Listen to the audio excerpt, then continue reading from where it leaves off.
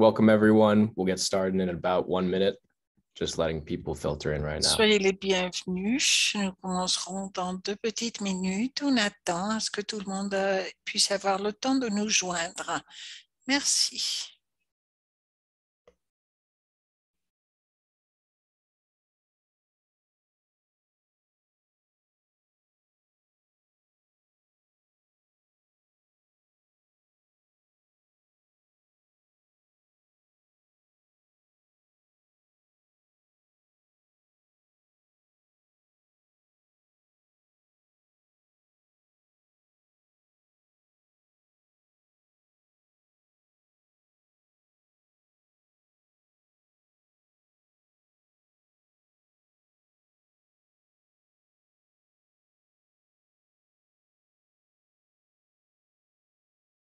C'est donc 11h02. Je veux inviter tout le monde à applaudir Jean pour pouvoir organiser cet événement. Sans elle, tout ceci ne serait pas possible.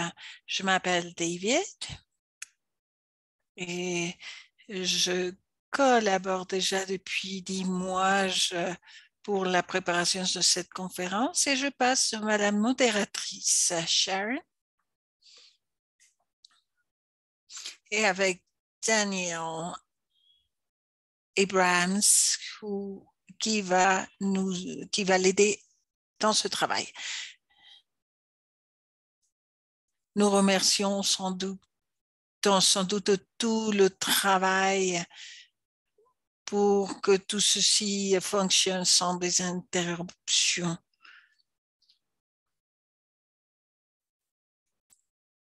Je dois vous rappeler pour commencer que bon collègue, bon être humain, les disruptions ne seront pas tolérées. Et je veux vous rappeler aussi que ceci sera enregistré et bien entendu, nous avons aussi la chance d'avoir de l'interprétation en français, anglais, espagnol. Et grâce à ce service, nous sommes tous ici. Merci pour ce message, Daniel.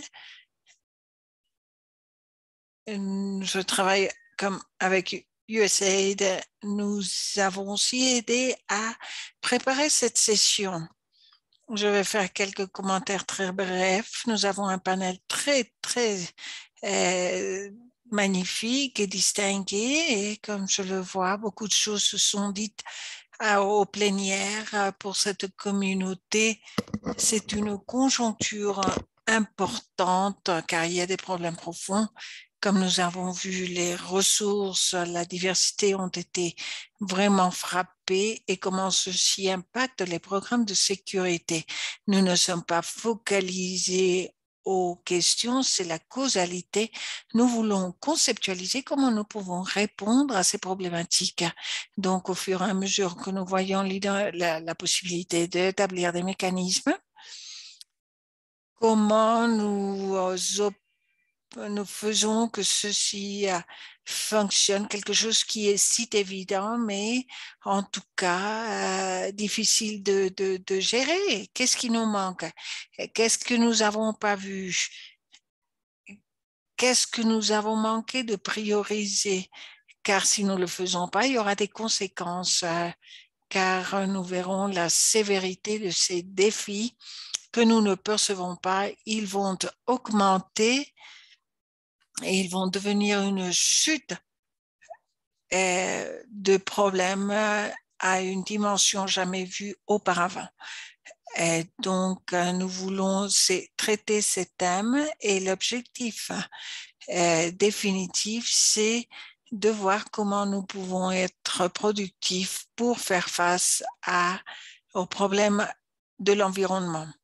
Nous avons essayé de couvrir la construction de paix environnementale et comment tout ceci affecte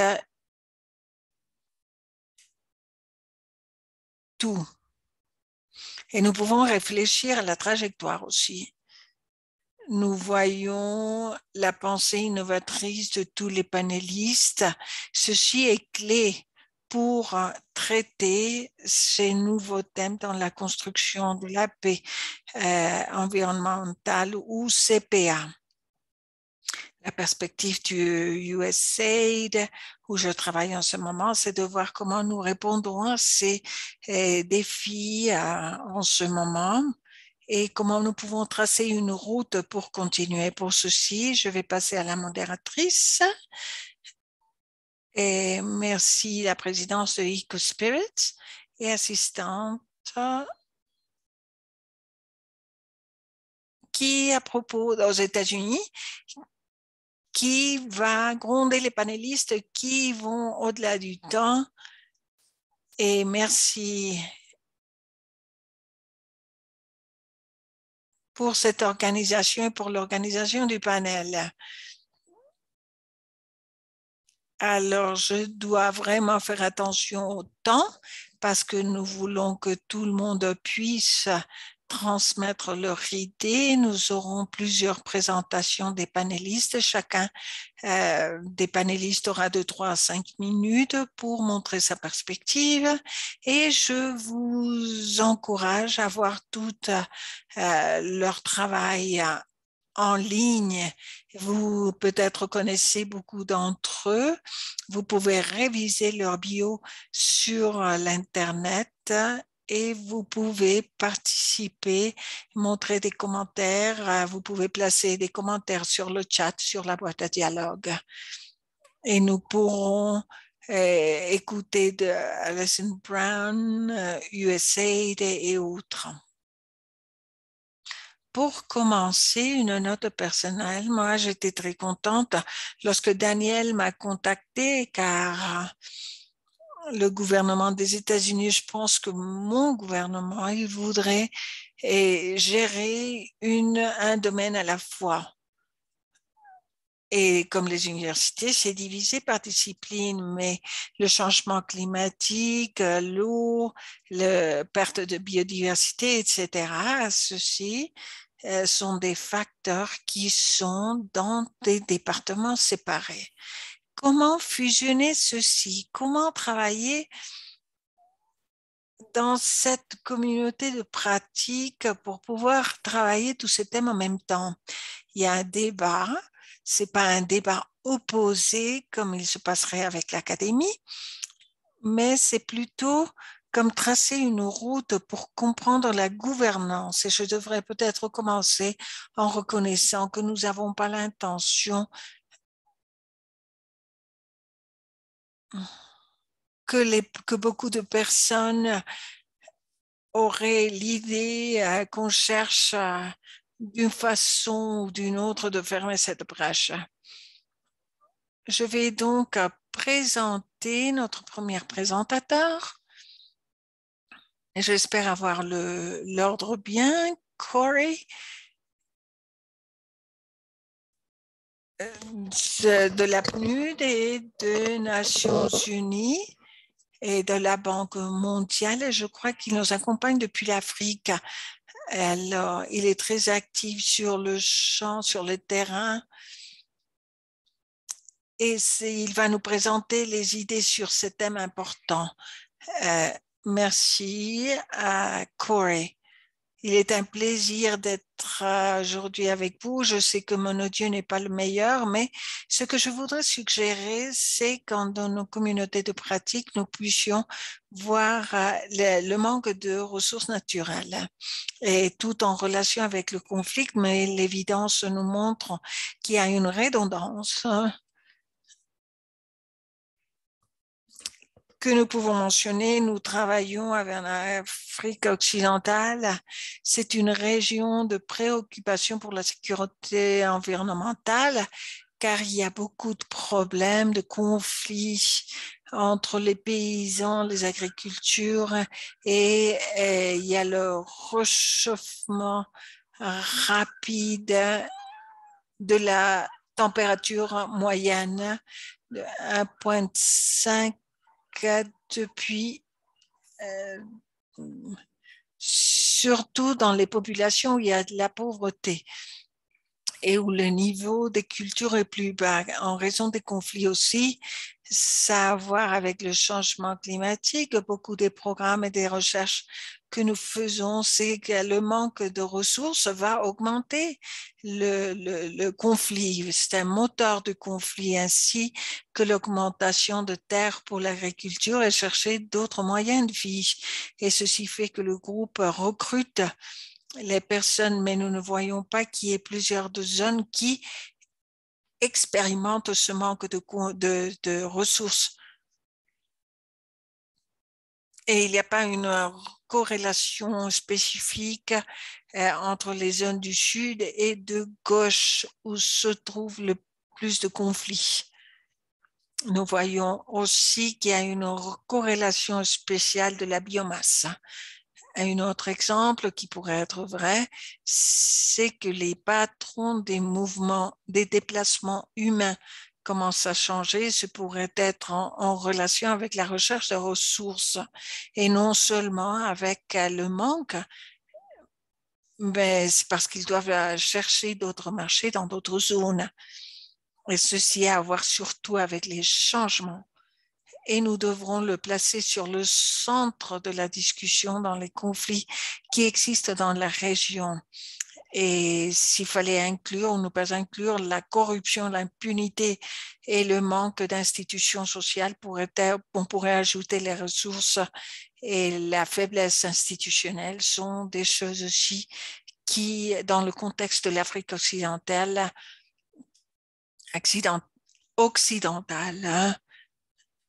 va être lié au problème de l'agriculture. Il y a plus de compétences, concurrence pour la propriété foncière, et il y a aussi un manque et le manque d'eau qui est accentué par le changement climatique.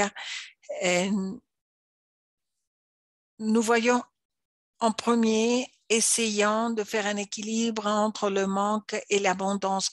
On peut voir des zones où cet équilibre est brisé, où il y a des zones où il y a beaucoup de sécheresse.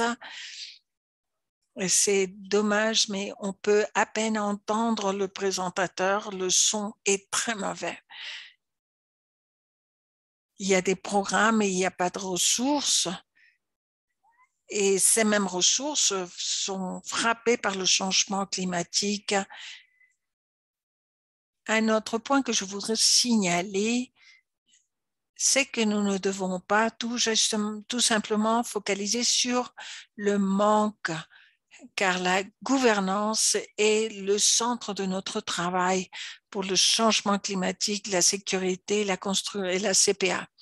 Nous avons besoin d'échelonner les stratégies pour qu'il n'y ait pas d'autres conflits. Il faut faire un investissement échelonné pour avoir des accords sociaux sur l'utilisation des ressources naturelles entre tous les acteurs, et nous pouvons voir sur le tableau. Ceci peut-être ne résout pas le problème complètement. Ici, nous nous focalisons sur le manque, mais ce n'est pas suffisant. Et plus loin aussi, la perception de la justice de la part des personnes sur l'égalité. Ceci n'affecte pas le conflit, mais aussi le changement climatique. Il faut tout avoir dans le centre de notre discussion. Sans doute, Cody, il y aura des thèmes, des questions pour toi plus loin. Mais le point principal serait donc malheureusement, le son n'était pas très bon, mais un des périls les plus importants,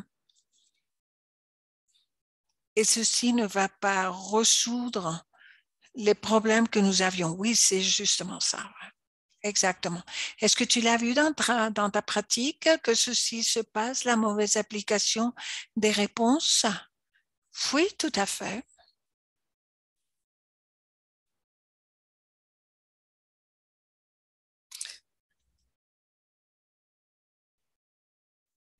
les outils sont focalisés sur les zones de vulnérabilité, mais il y a des points aveugles que nous ne reconnaissons pas en essayant de reconnaître les trajectoires. Par exemple, j'ai beaucoup d'exemples que je pourrais partager avec vous, surtout sur les migrations. Par exemple, dans des zones qui sont associées au conflit, ou le manque de ressources qui a fait que le conflit augmente. Et c'est très intéressant. Et peut-être on pourrait se préparer pour voir. Tu as bien sur les cartes quels seraient les outils qui pourraient nous aider à sortir de là. Maintenant, je vais passer au présentateur suivant. Corey a fait un très bon travail pour couvrir les présents en ce qui concerne le temps. Café, maintenant c'est à toi, et spécialiste en politique de sécurité climatique. La sécurité climatique à la PNUD, nous l'avons connue et ça fait partie des mécanismes. Il est une personne merveilleuse et avec ceci, je voudrais entendre ses commentaires. Merci. Merci à Impact USAID. Merci de nous avoir invités. C'est un panel vraiment remarquable en parlant des points aveugles sur le CPA. C'est très important pour fermer les brèches et pour éviter la perte de capital naturel. Il faut garantir la sécurité de la paix. Et parfois, nous ne faisons pas attention au changement climatique pendant les conflits et aussi aux impacts du changement climatique.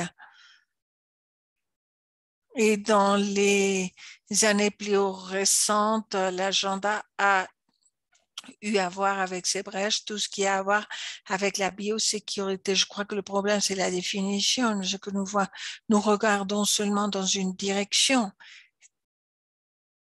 en relation avec la sécurité.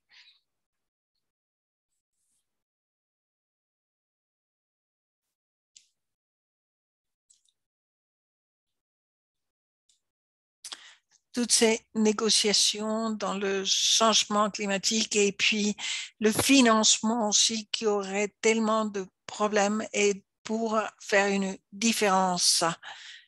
Nous avons de très hauts niveaux d'émissions de CO2 qui continuent à augmenter et nous voulons avoir une compréhension des choses qui ont été mises en œuvre sur des choses qui n'ont pas été développées encore. Il nous manque des éléments. On ne peut pas comprendre comment nous pouvons nous relationner avec le conflit. 70% des États fragiles.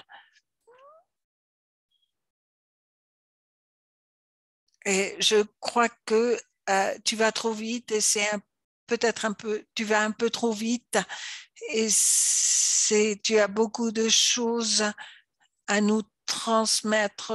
Donc, s'il serait très important de pouvoir t'entendre. Je m'excuse de t'interrompre, mais c'est trop vite. Oh, merci. Je vais essayer de parler un peu plus lentement. Alors, je voulais tout couvrir en 5 minutes. Je m'excuse en tout cas. Et si nous voyons le conflit et la fragilité du niveau des investissements, si nous voyons dans les pays faibles,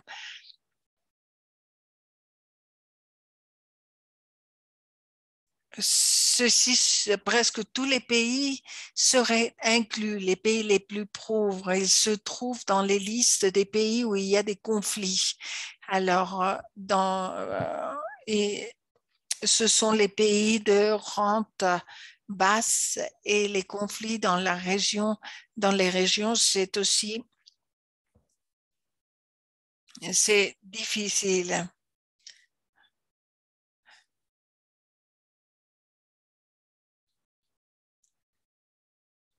Ce sont des pays vulnérables aussi qui sont aussi vulnérables au changement climatique. Nous commençons à travailler avec l'intersection du changement climatique Et il faut comprendre, les finances, c'est quelque chose de différent au programme. C'est la question la plus importante, comment nous devons planifier dans les différents niveaux. Il faut qu'on étudie chacun des projets pour pouvoir créer des changements substantiels dans ces programmes avec les problèmes du climat. Nous sommes allés à la source et puis nous avons remarqué que le changement climatique est au centre, mais ça n'a rien à voir avec ce que nous sommes en train de faire. En ce qui a du thème des finances, il est très difficile de trouver du financement pour ceci. Les ressources pour la construction de paix sont limitées, et pour la paix, pour la sécurité, le conflit aussi, pour le changement climatique. Tout est en relation et ceci m'amène aux autres points et sur la désignation des métriques des ressources et de voir les bénéfices. Et notre argument serait qu'il y a des effets négatifs et d'autres qui sont subjectifs. Il est facile de comprendre que la partie climatique va au-delà des bénéfices de l'environnement.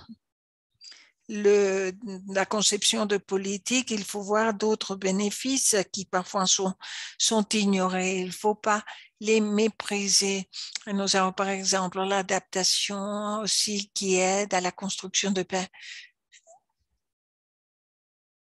Et nous ne pouvons pas analyser ou codifier de façon adéquate. Nous avons trouvé que nous pouvons. Nous avons perdu la signal un petit moment. Et pour terminer, il faut voir toute la littérature qui existe sur l'adaptation, sur tous les points, et comment, dans différents contextes, ceci a été mis en œuvre.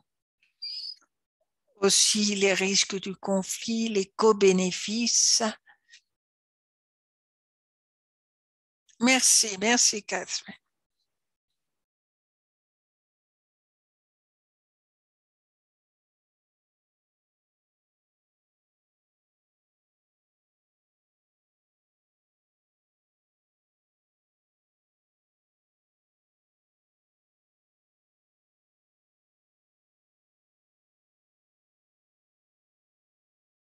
C'est de la finance.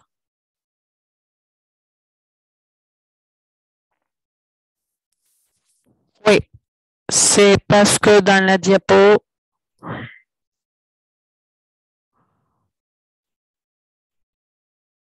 quand vous tout dit que les ressources doivent être centralisées pour les changements climatiques, est-ce que tu penses que ça fonctionne? Est-ce qu'il y a eu une bonne réponse à cette approche? Oui, c'est une bonne question. Je pense que le travail a été fondamental. Jeff, le travail fondamental ici est dans le travail de construction de paix. Je crois que, évidemment, un point important, c'est qu'on manque de ressources. Et aussi, comment on va trouver ces ressources, ça, c'est aussi très important. Merci beaucoup. Je veux dire que Catherine a couvert beaucoup de matériel dans un peu de temps. Elle a parlé un peu trop rapidement. Et après, nous avons le suivant panéliste expert en changement climatique de l'unité de support technique.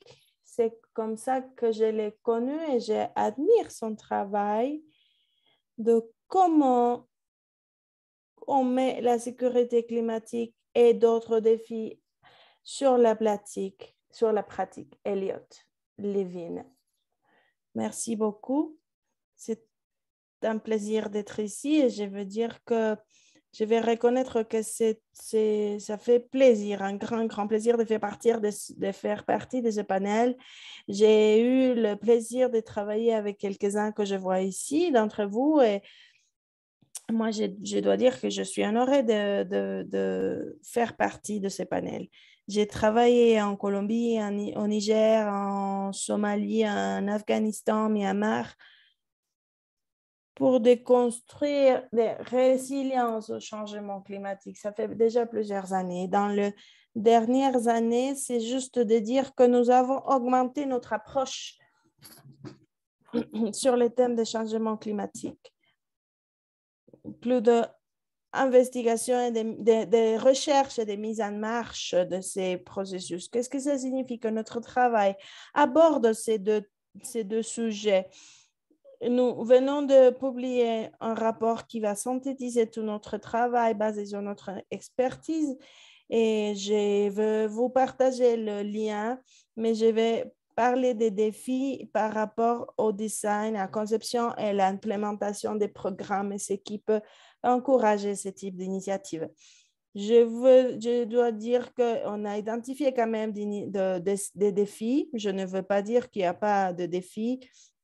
Il faut beaucoup de choses à faire face, mais la grande brèche que nous voyons en ce moment, c'est qu'il y a un consensus beaucoup plus fort, que les changements climatiques et les conflits se croisent. Et donc, il n'y a pas beaucoup d'informations sur comment aborder cette brèche ou ces points là.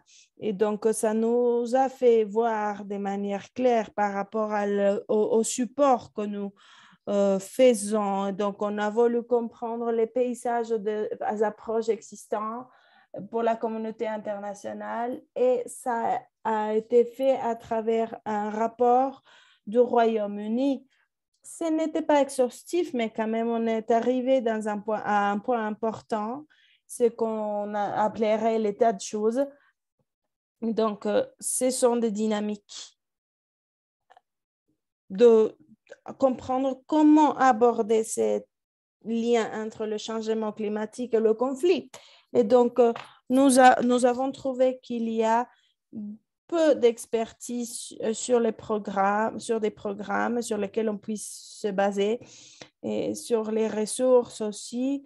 Et donc, a été aussi un défi d'identifier des programmes qui abordent cette intersection entre le changement climatique et le conflit. Et donc, si on évalue ce type de projet, il focalise surtout sur la gestion des ressources naturelles et sur le terrain. Et donc, ça est aussi lié aux accords pour partager les ressources et les membres disaient que c'était un défi d'avoir des considérations sur le climat. Ça nous a paru intéressant parce que la connaissance des routes à travers lesquelles les changements peuvent conduire à un conflit, c'est important. Dans la deuxième dynamique, c'est que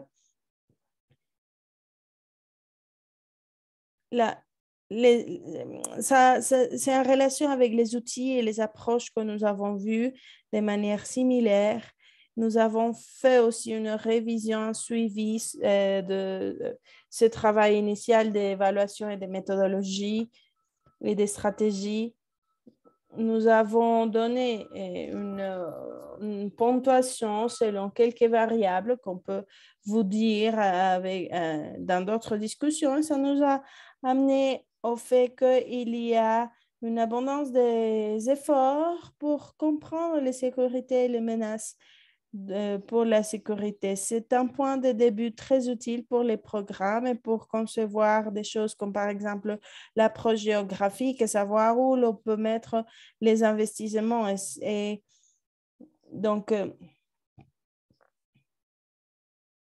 il faut travailler en collaboration avec la communauté et nous guider comme... Donc, il faut avoir une compréhension plus locale et complexe des moteurs qui amènent à ces changements climatiques. Donc, nous sommes face à quelques programmes qui visent à cet objectif. Mais au-delà de ça, beaucoup d'efforts de recherche pour comprendre les changements climatiques font quand même un bon travail pour comprendre les interactions réelles. Il y a beaucoup d'exemples. La méthodologie qu'on a utilisée qui ne va pas en lien avec le développement des cadres des ressources financières, nous amène à faire quelques études scientifiques beaucoup plus profondes.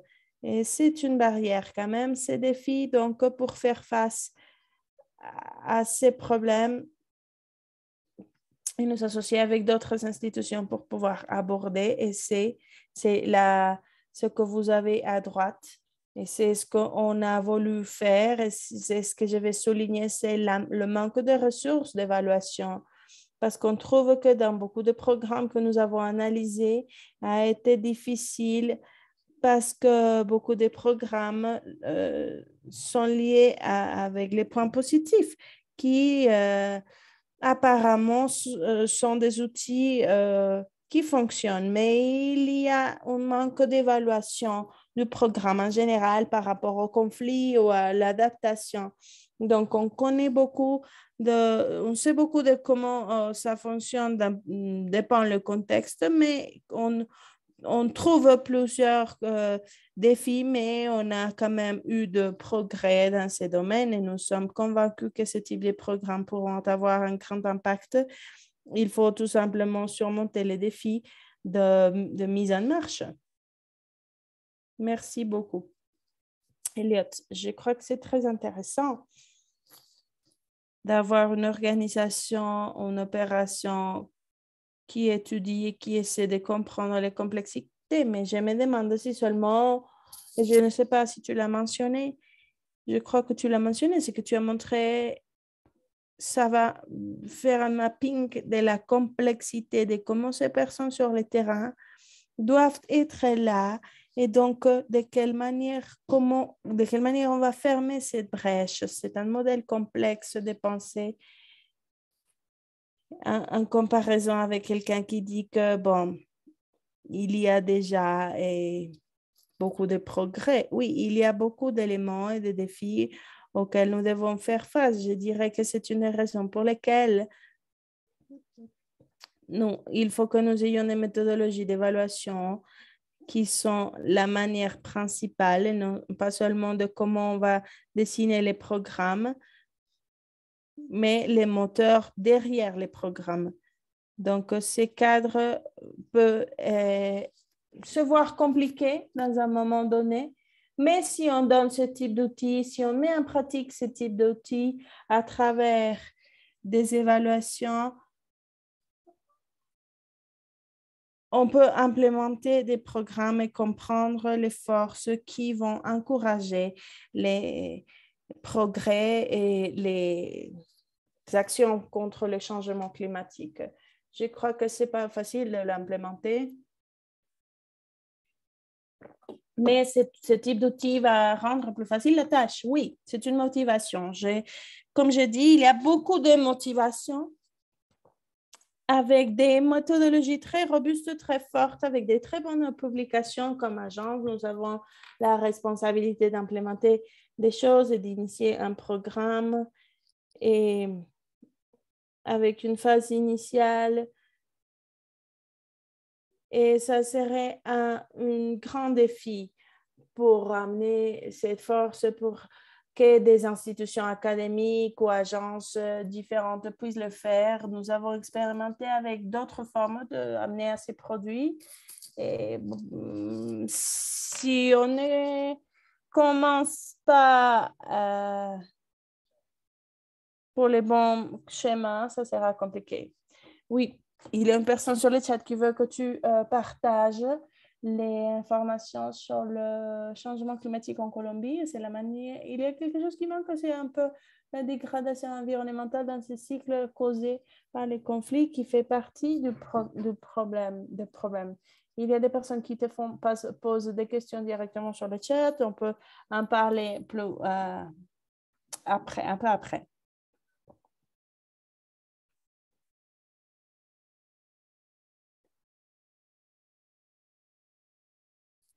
Et le prochain panéliste va nous partager sur son expertise, M. Joram Tarouzaria de l'Université de Groningen,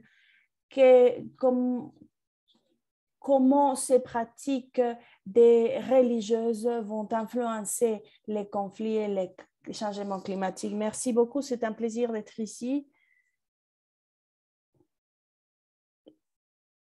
essaie de voir qu'est-ce qui se passe quand les conflits sont induits. Les conflits vont engager les croyances religieuses et les pratiques.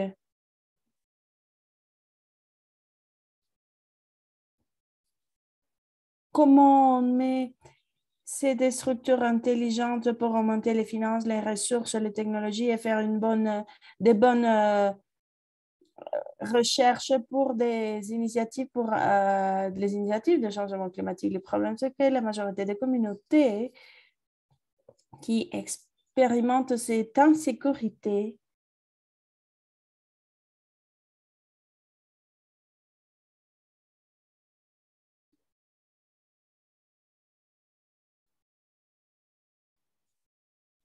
je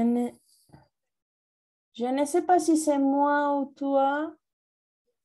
Vous pouvez fermer les micros si vous ne parlez pas parce qu'il y a un bruit qui ne nous laisse pas. On écoute, on entend les nouvelles de quelqu'un. Merci. Je disais que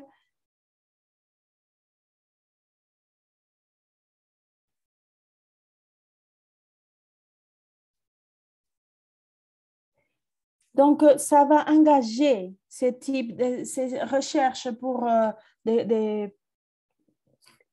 du changement climatique et de conflits va engager les croyances et les pratiques où les communautés survivent avec peu de ressources.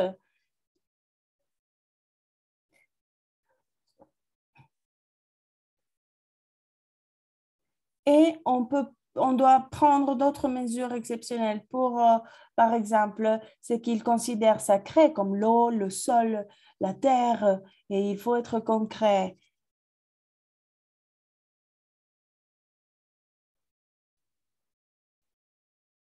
Pour les leaders religieux et les personnes âgées, les savants de chaque communauté, je crois que Cory ou Daniel l'a dit, pour eux, c'est mieux de mourir sur le terrain que dans le conflit. Et donc, je crois que c'est une manière difficile de valoriser les ressources naturelles.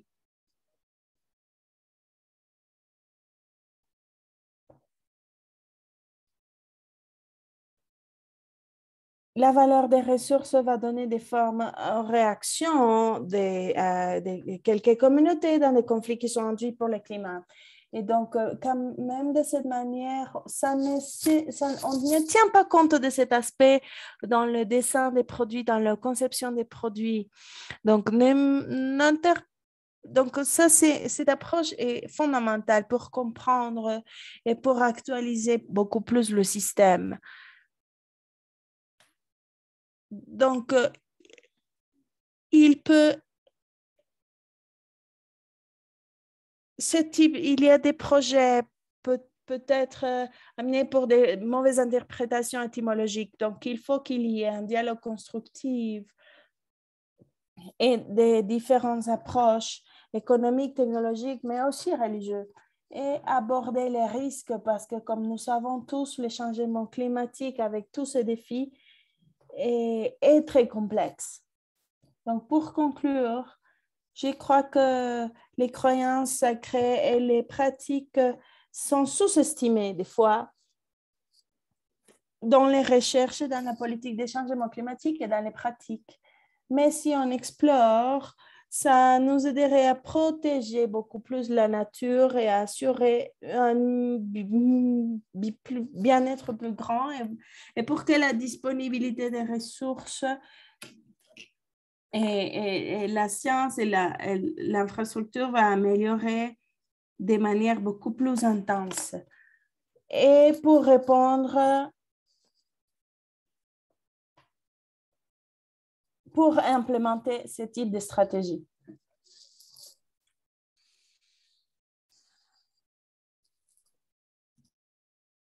Oui,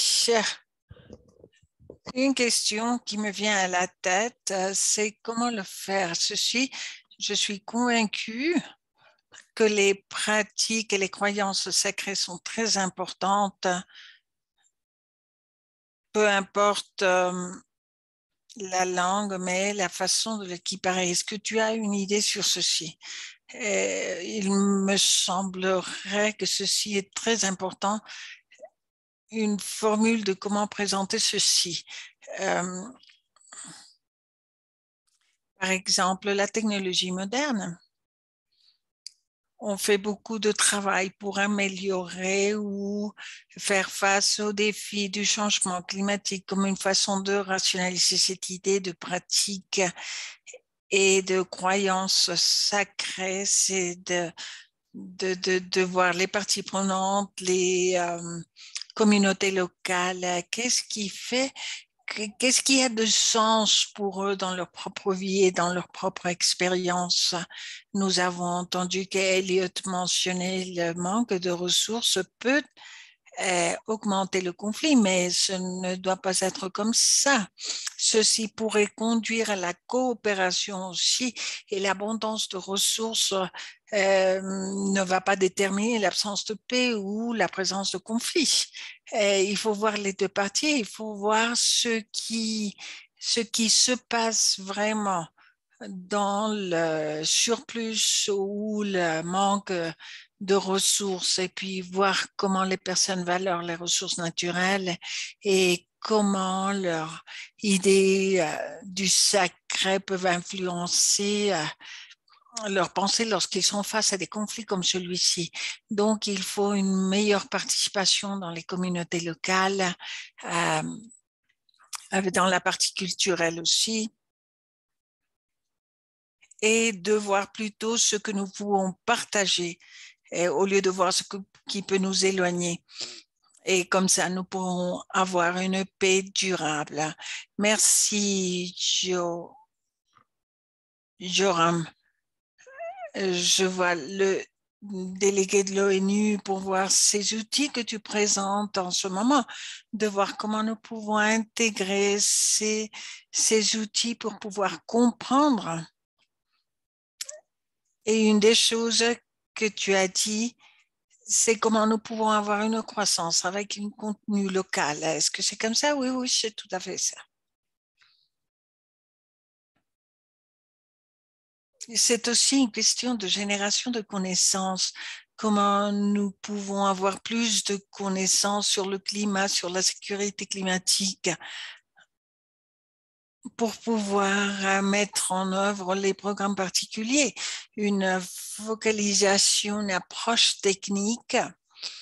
Quelles connaissances sont-elles importantes? Et oui, c'est ça qui est le plus important. Peut-être il est difficile de le faire car nous avons l'habitude de tout quantifier.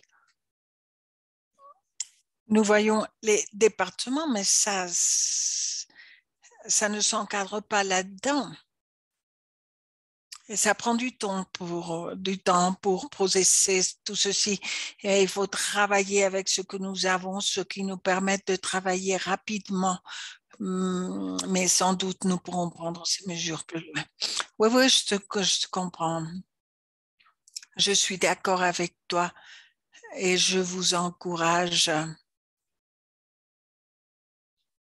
Et vous pouvez interagir sur la boîte à dialogue, de voir comment les ressources, la nature, et je vous encourage à participer sur le chat. Et maintenant, Olivia, et en ce moment, elle fait sa recherche en ce moment sur la géopolitique du climat et les risques du conflit et la fragilité associée au changement climatique. Elle a toute une histoire sur le terrain, sur le champ, avec sa propre compagnie de consulting. Elle est ici et je suis contente pour qu'elle nous raconte un peu ce qu'elle aurait à nous dire en ce moment. Merci Daniel pour m'inviter à ce panel car je sens que nous sommes entre amis. Et je suis très contente d'être la troisième ou quatrième personne qui intervient car j'ai pu entendre les autres avant moi. Et je pensais surtout, c'est un manque de correspondance entre les défis auxquels nous devons faire face en parlant des changements géophysiques et en d'autres choses, et le collapse environnemental, les ressources, les cadres que nous utilisons, les programmes qui sont disponibles et la conception de processus qui sont établis en ce moment. Ce que nous avons identifié comme partie de cette étude dans notre institut, c'est comment voir la sécurité climatique. Et ce que j'ai entendu des participations précédentes, c'est les niveaux régionaux. Il faut voir les niveaux, de voir ce que signifie la participation de parties prenantes. Et je veux le voir à niveau global en premier pour voir s'il y a assez de personnes en question de politique et pour la construction de paix vont animer la conversation. Et ceci dans les zones faibles n'est pas seulement avec le problème de climat, mais aussi ils sont centrales, ils sont clés. Et si nous voyons sur la carte côté gauche de la diapositive, je l'ai trouvé il y a 1 année et demie et sur un rapport, je l'ai partagé sur le chat pour montrer les zones de priorité d'intervention dans la planète et les zones qui doivent être régénérées et qui doivent être soutenues pour un travail vraiment. Si nous voyons la partie orange et rouge, ils sont tous placés sur le tropique. C'est la partie en dessous de la ligne qui sont les plus marquées et ils sont aussi très fragiles en ce qui concerne les conflits, et ceci a à voir avec l'abondance et comment les ressources naturelles se sont développées, et le bois, l'eau, le sol.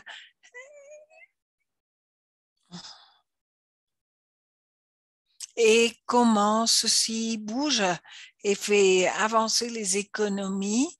Et il y a ce lien entre l'économie où il y a des élites qui sont chargées de l'extraction et puis le reste, on doit assumer le changement climatique qui serait centré sur l'excès d'émissions de gaz d'effet de serre. Il y a donc un problème plus grand qui se trouve sur les zones de conflit et c'est la destruction des systèmes qui aident à la réglementation du climat. Donc, nous devons envoyer un message aux preneurs de décision et aux personnes qui établissent les politiques pour résoudre des conflits.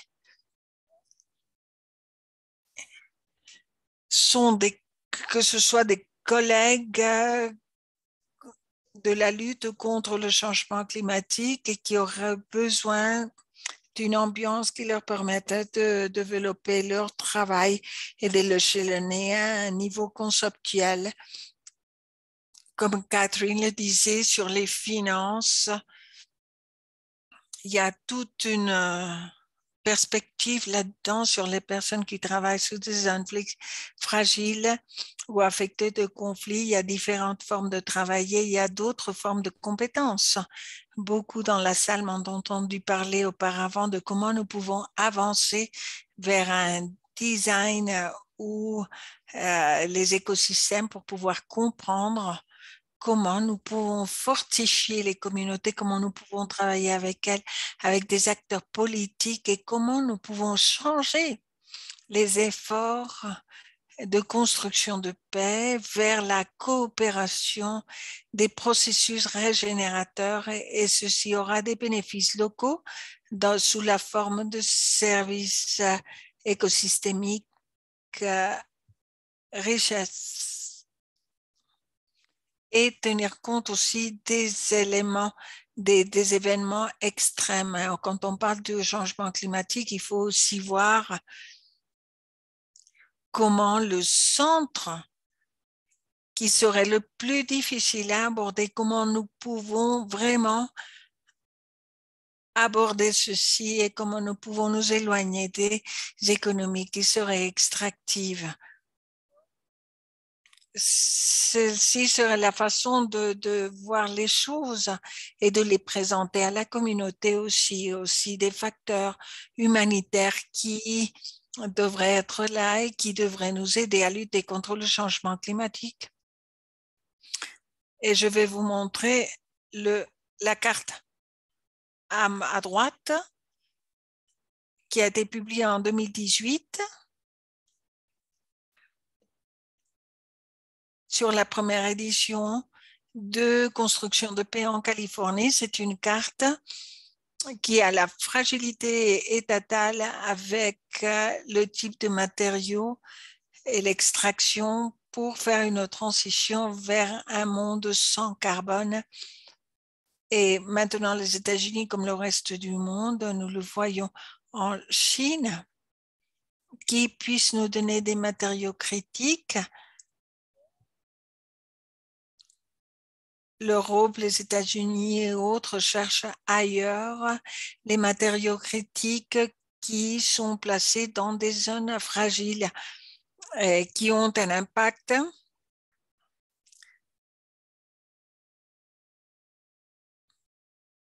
que nous pouvons conditionner et voir la transition climatique, et ceci a beaucoup à voir avec la capacité des personnes qui travaillent dans ces régions. Et ça dépend des risques qu'elles ont aujourd'hui et de ne pas travailler avec des écosystèmes ou des designs écologiques et de voir vraiment quels sont les risques dans la concurrence géopolitique pour l'accès et le processus et l'élaboration de matières premières. Surtout dans les processus économiques des pays industrialisés. Il y a donc une plus grande conversation sur la conception de paix, construction de paix, pardon. Et ce que nous devons créer, c'est une ambiance de formation sur ces problèmes et que nous sommes en train de traiter en voyant ces points aveugles dans la transition d'une façon vraiment granulaire en tenant compte du contexte, de la culture des personnes, les formes de s'organiser autour des économies et des ressources naturelles. Jusque-là. Merci Olivia, très intéressant.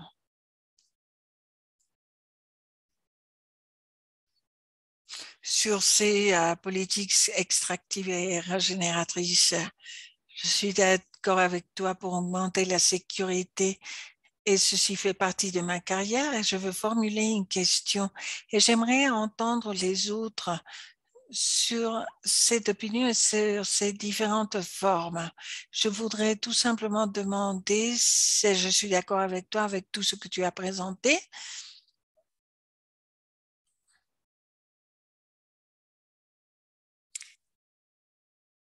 Et disons, nous parlons, lorsque tu nous dis qu'il faut changer les priorités, comment nous pouvons changer ces priorités? Oui, c'est une très bonne question. Il faut nous rappeler essentiellement, lorsque nous parlons de l'intégration de données, pour voir comment, dans le contexte de cette ceinture rouge que nous voyons sur la carte de gauche, comment nous avons sous-estimé et n'avons pas compris le rôle de l'environnement comme un élan, comme un moteur de la sécurité. Et nous ne sommes pas rendus compte, nous n'avons pas compris le rôle spécifique des écosystèmes et le rôle qu'ils développent, parce que ce ne sont pas seulement les émissions de carbone, que si nous voyons le Congo, il y a beaucoup de biodiversité dont nous avons besoin vraiment Et ce qui nous préoccupe, c'est que ces écosystèmes génèrent et distribuent de l'eau dans le monde entier. Alors, sur le bassin du Congo, peut distribuer de l'eau dans bien d'autres pays. Et ça pourrait même affecter le climat en Europe. Alors, si nous faisons le suivi à ces écosystèmes, lorsque nous parlons de stratégies, de différentes conversions, nous prenons le risque de créer des zones de manque d'eau avec des problèmes écosociaux. S'il y a peut-être ce manque, ce sont des formes de violence et la proteste sociale et les risques qui dérivent de ceci. Et plutôt de l'environnement. Il faudrait avoir la sécurité, en tout cas en ce qui concerne le climat, de toutes ces dynamiques et les moteurs. Il ne faut pas oublier, en tout cas, le problème, la carte géopolitique actuelle. Et bon, il y a la coopération, il y a les alliances avec d'autres pays. Par exemple, la Russie, la Chine, ils ont des alliances. Comment se créent de nouveaux, pas ondes, mais plutôt des murs d'insécurité dans différentes parties de la planète. Ceci est quelque chose que nous devons vraiment voir avec différents outils. Nous pouvons chercher et regarder. En mars, on m'a invité à parler sur le dialogue environnemental pour traiter avec des partenaires en Russie et comment créer des outils pour construire de la confiance selon la sécurité environnementale. Et pour ces outils, nous avions besoin de données et nous avons besoin de comprendre pourquoi tous sont intéressés à coopérer dans les États et ce qui les affecte directement et comment les personnes seront frappées de façon différente. Et merci pour ta question. Oui, c'est vraiment une de nos priorités. Merci. Et nous espérons avoir du temps plus tard pour parler de ceci, car ce sont les processus constructifs. Nous avons reçu pas mal de questions et maintenant la dernière présentatrice. Elle est la leader globale de prévention du risque, le cadre social environnemental et aussi leader des États fragiles et en conflit. Pour les pratiques globales de la Banque mondiale. Et on va voir de Tracy qu'elle est une leader très importante de la Banque mondiale et de la communauté internationale. Et on est très content de l'avoir avec nous avec sa présentation. Merci Tracy d'être ici avec nous et contente de t'avoir ici. Merci beaucoup, Sharon. Je suis tout simplement une sorte de stagiaire. Et je suis passée au niveau analytique. Pour les concepts de points et là qui n'ont pas un point de sortie. Donc, le premier point, c'est que beaucoup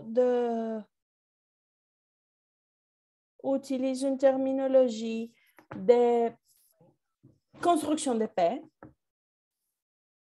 Et je veux souligner ça parce que nous, on pense qu'on ne fait pas ça. Et ça, c'est un point de gouvernance. Et donc, on aide à faire face à la pauvreté et à partager la prospérité, mais on n'est pas dans un conflit. C'est un exemple de la pauvreté et la paix. J'étais présente dans plusieurs conflits et on parle de résilience, etc. Mais on ne peut pas garantir la construction de paix ou produire que ça. Et donc, je vais faire un défi et dire, bon,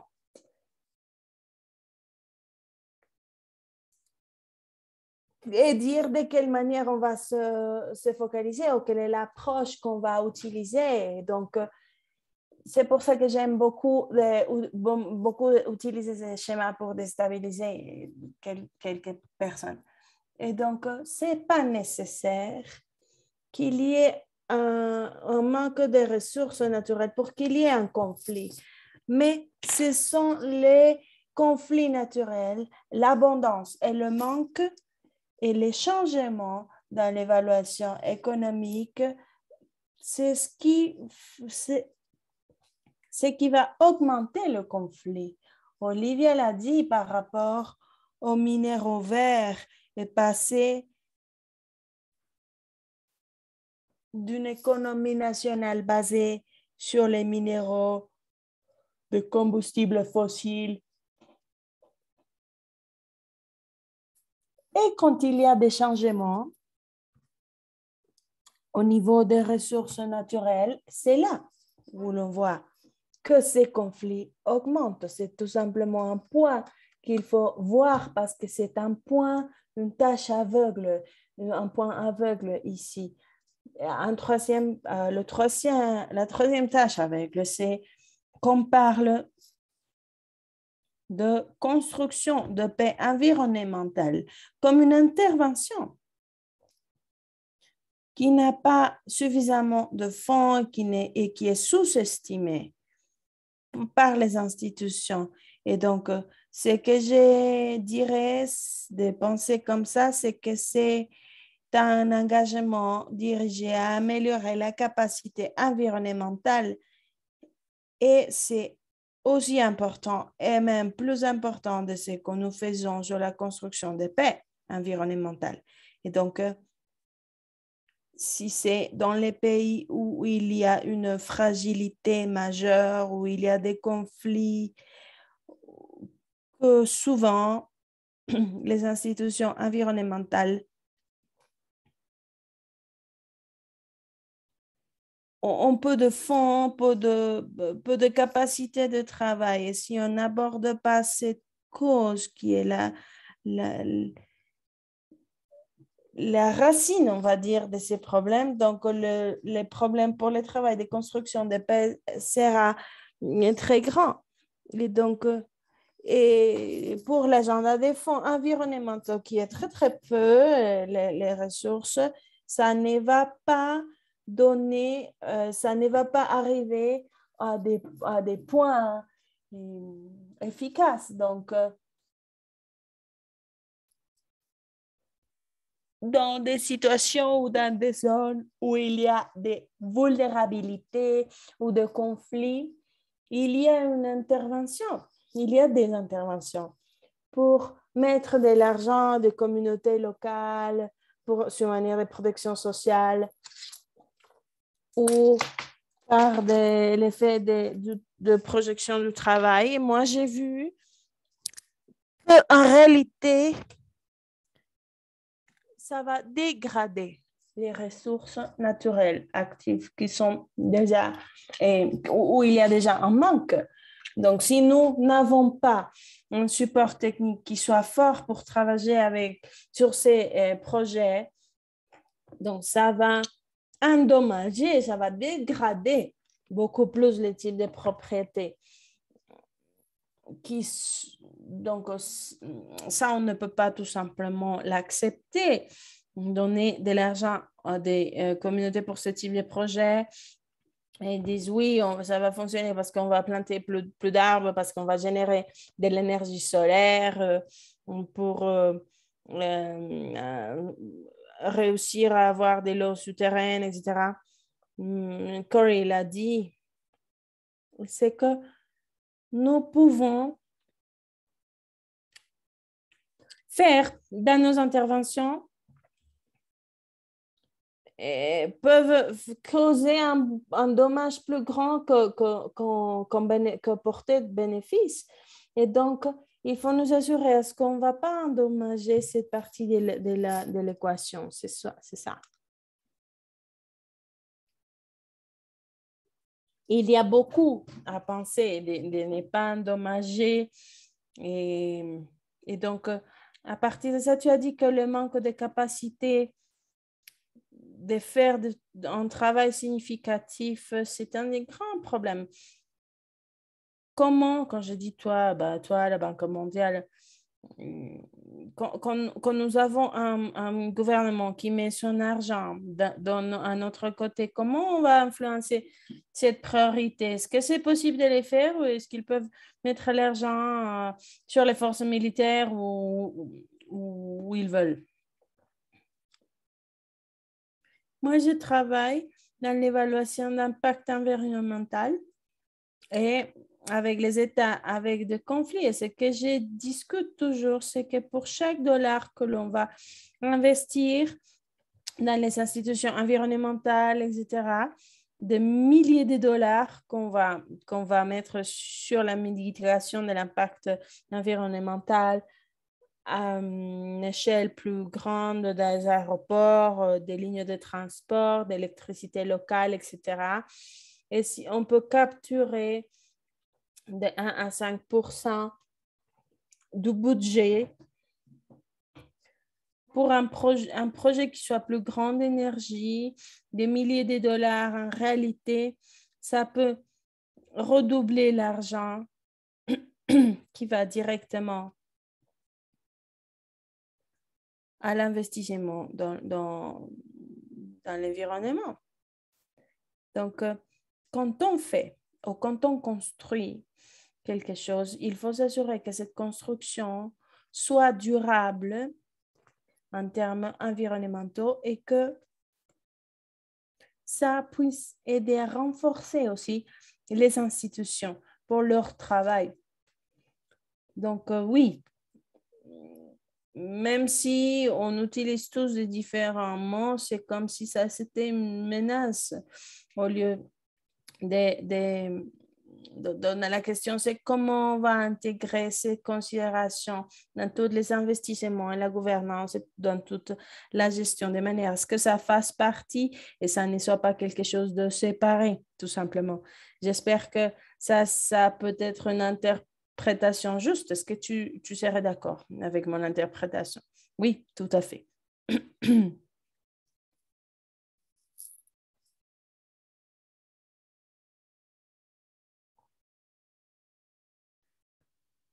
C'est incroyable comment 1 heure a déjà passé. Nous sommes dans la dernière partie de la réunion.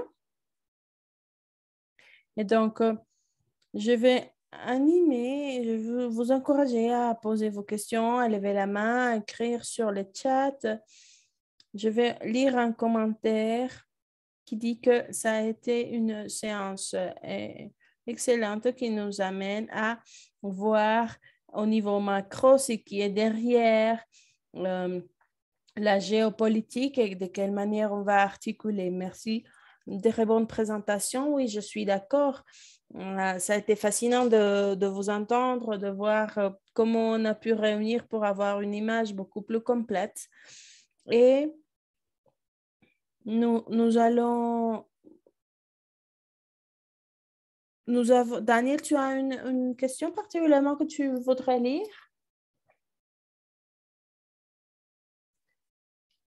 C'est la question d'Enrique, mais c'est difficile de trouver la question d'Enrique. Je ne sais pas si tu veux formuler la question directement.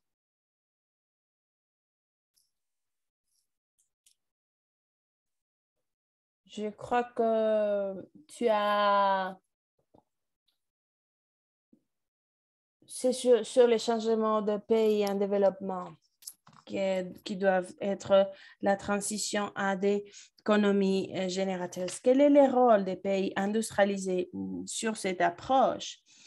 Parce que les initiatives sont motivées pour elles. Donc, il y a une utilisation de la corruption, un appel à la corruption là. Donc, quelles seraient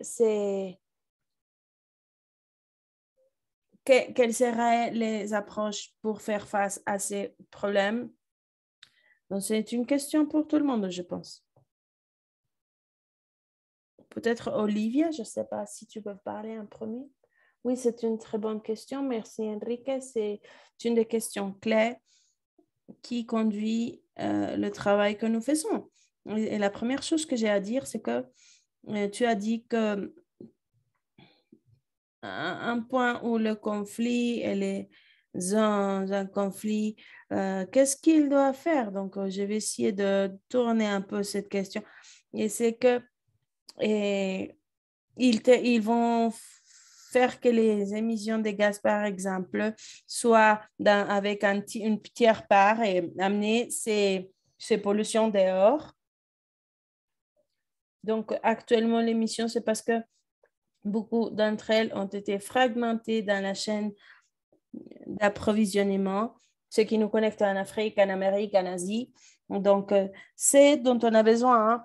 En premier lieu, c'est d'être transparent et précis sur comment on fait cette analyse de la chaîne d'approvisionnement, comment on va faire que ces risques soient amenés dans une tiers part. Donc,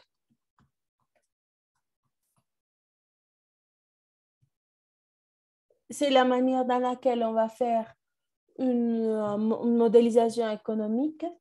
Donc, il y a une question sous-jacente qui a été formulée. Et dans d'autres contextes, et un nombre de conversations bilatérales. Et c'est un thème et une question très, très complexe parce qu'à la fin, et moi, je suis très sincère, ce sont plus de questions que j'ai parce qu'après la Deuxième Guerre mondiale, on a construit un système intégré dans la recherche de la stabilité, de l'équilibre, de la paix jusqu'à un certain temps. Quelques régions ont fait un effort plus grand et c'est quelque chose que nous devons voir. Si on commence à changer l'interdépendance économique et de quelle manière on peut balancer les métabolismes économiques du monde, il faudrait comprendre quel type de risques nous avons dans les efforts de construction de paix. La raison pour laquelle on prend cette conversation à un autre niveau, c'est parce qu'à la fin, il faut regarder et voir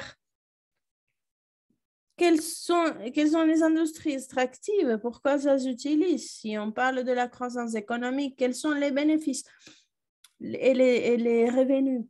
Comment ça va être redistribué au niveau local, au niveau global? Et de quelle manière ça va être traité, de quelle manière on va organiser cette résilience au niveau international. Donc, il y a beaucoup de choses, beaucoup de responsabilités qui tombent sur les actions réalisées, de quelle manière on va faire une remodélisation économique au niveau international, qui signifie les différents types de processus de consultation et tenant compte de toutes les choses que nous avons déjà mentionnées. Comment on va interagir avec la nature dans les différentes formes. Ça, c'est un peu le point de cette conversation. On veut écouter d'autres personnes, mais il y a eu une conversation très, très riche sur le chat. Alison a dit que ça a commencé à 11h29. Beaucoup de participants ont senti ces brèches. Et je ne sais pas si vous avez d'autres commentaires que vous voudrez faire sur des questions les uns les autres. Est-ce que vous voulez faire des commentaires par rapport aux commentaires des autres? Nous avons un peu de temps pour une observation d'une minute, si vous voulez le faire.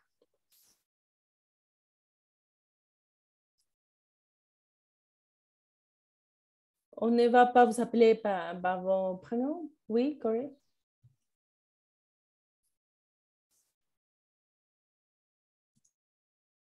Oui, Corey, est-ce que tu veux mentionner quelque chose? Oui, les interventions ont été très intéressantes. Je crois que le thème d'abondance et de manque, nous pouvons continuer à le discuter. Il y a des brèches où nous n'entrons pas. Catherine a mentionné le climat.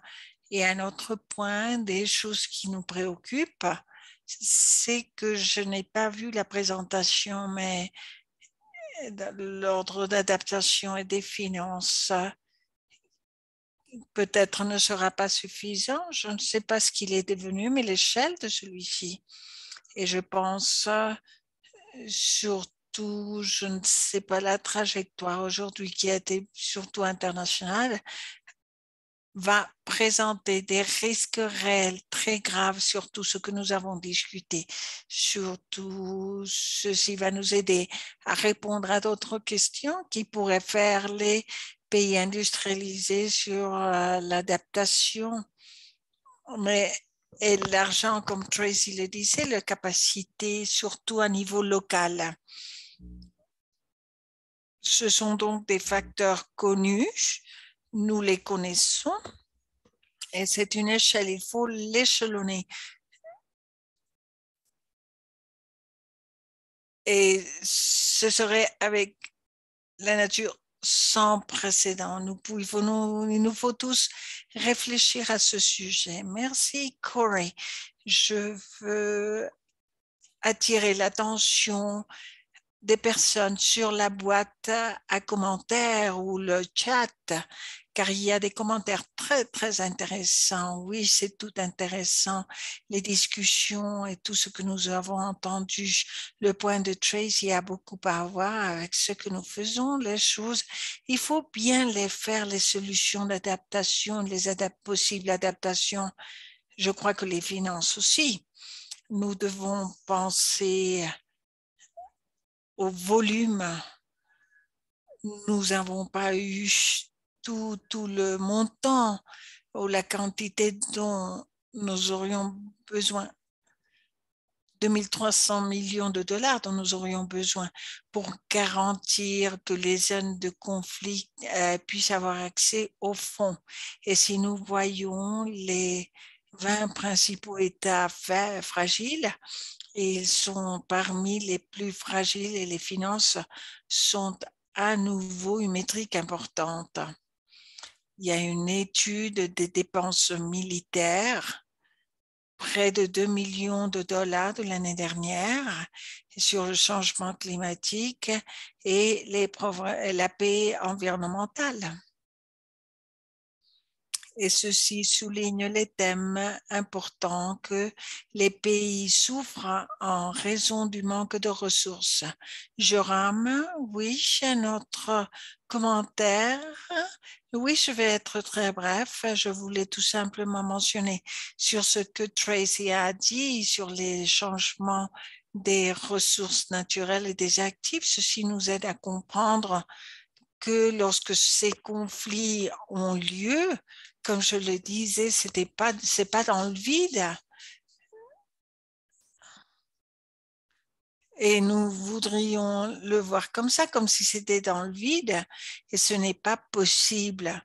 C'est dans un contexte où il y a des formes particulières d'être et des formes culturelles particulières. Et si nous ne tenons pas ceci en compte, notre approche ne sera jamais durable. On pourra avoir toute la technologie que nous voulons, mais ceci ne sera pas durable, à moins que nous puissions construire sur ce que les personnes ont à chaque endroit. Il faut donc changer l'ordre. Il faut commencer par aller vers les gens, et puis ce n'est que... je sais qu'il y a un chemin très loin entre dire et faire, mais il faudrait peut-être tenir compte de ceci. Ceux qui ne connaissent pas Alison, elle est officier de l'Agence de développement international des États-Unis, travaille avec le gouvernement, elle a travaillé avec le gouvernement à USAID, elle a eu plusieurs postes à ce moment-là dans le domaine de la démocratie, assistance démocratique, et maintenant pour le bureau. Et je la connais comme une personne passionnée de son travail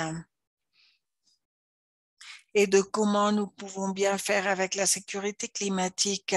Merci de cette présentation Et merci à tous pour les commentaires et je voudrais entendre les panélistes davantage. Ça a été vraiment une conversation magnifique. Lorsque nous sommes arrivés, nous sommes réunis pour la première fois pour comprendre ce que chacun disait.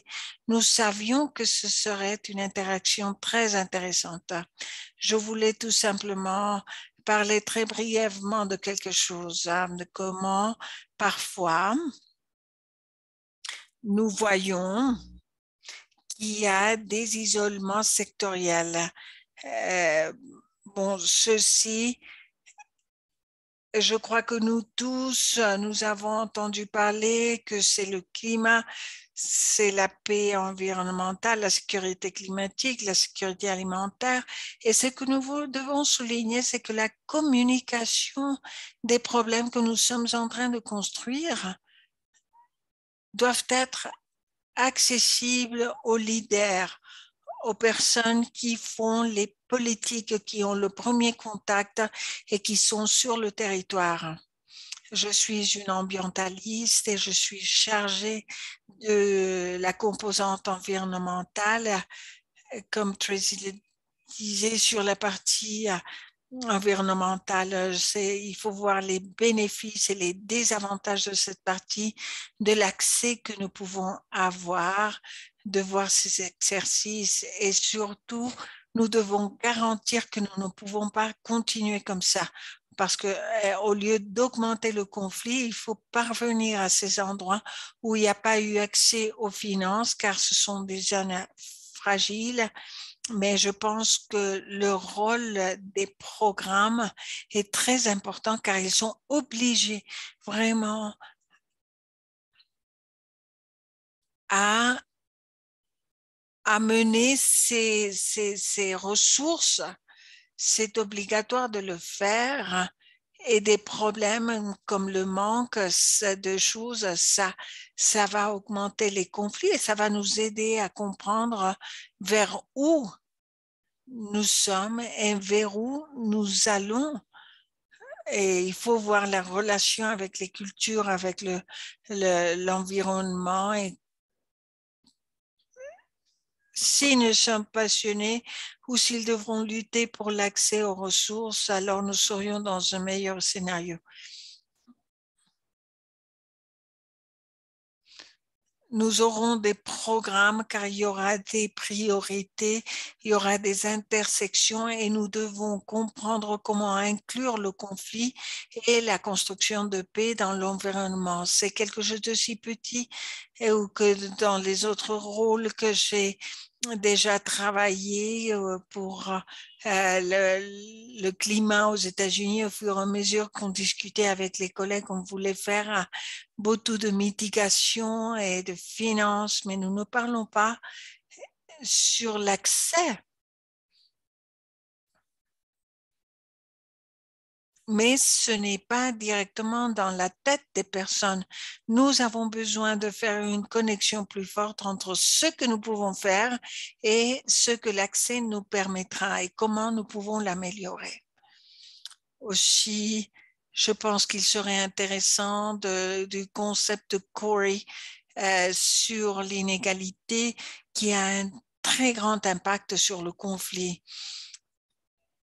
sur l'expérience de la réalité. Quel est notre droit? Quels sont nos droits? Quel est notre accès aux choses dont nous avons besoin pour vivre, les choses qui nous intéressent? Donc, je remercie à tous aux présentateurs. Je pense que Olivia a parlé des acteurs du conflit qui sont sur la ligne frontale du changement climatique et c'est un grand message. J'espère que nous apprenions de cette leçon. Les panélistes ont vraiment souligné plusieurs points aveugles et des brèches. Et ceci ne sera pas quelque chose d'intégral. Ce n'est que le début d'une conversation et pour pouvoir faire une analyse de toutes les conversations que nous avons eues. Et je remercie à tous d'avoir participé. Merci à Sharon pour avoir fait ce travail de modératrice et j'espère que cette conversation ne soit que le début de la même. J'espère que nous puissions aller quelque part, aller ailleurs et continuer avec ce dialogue. Mais il y a tellement de choses intéressantes et surtout les personnes qui puissent créer des fonds et ceux qui en ont besoin. Il faudrait qu'ils aient une conversation eux-mêmes. Et je vous remercie tous de nous accompagner. On voulait terminer à temps. On est un petit peu en avance car nous avons passé très vite sur les idées, mais ce ne sera que le début d'une nouvelle conversation. Alors, Daniel, est-ce que tu veux dire quelque chose pour clôturer la réunion? Oui, ce que Alison disait, donc l'intention de ce panel n'était pas quelque chose de géographique ou sectoriel. Ça n'avait pas cette approche pour identifier les brèches qui nous manquent et où sont les points de rencontre de ces deux choses. Je pense en tout cas que pour moi, c'est une très bonne leçon. Il y a beaucoup de propos venant de différents secteurs et je suis vraiment d'accord. Je sais qu'au début, ce n'est que le début d'une conversation. Je sais que la réalité de tous ces thèmes que nous avons traités et tous les indicateurs vont augmenter davantage. Et il faut donc s'assurer surtout qu'on va continuer avec ce dialogue. Merci aux panélistes et je suis vraiment émue par l'activité du chat, de la boîte de dialogue, de commentaires. Merci aux panélistes à nouveau et Sharon pour ce très bon travail de modération. Pour qu'une conversation aussi complexe puisse être plus simplifiée et pas aussi complexe. Oui, bien sûr, je sais que ce n'est pas facile parce qu'on veut toujours davantage d'entendre.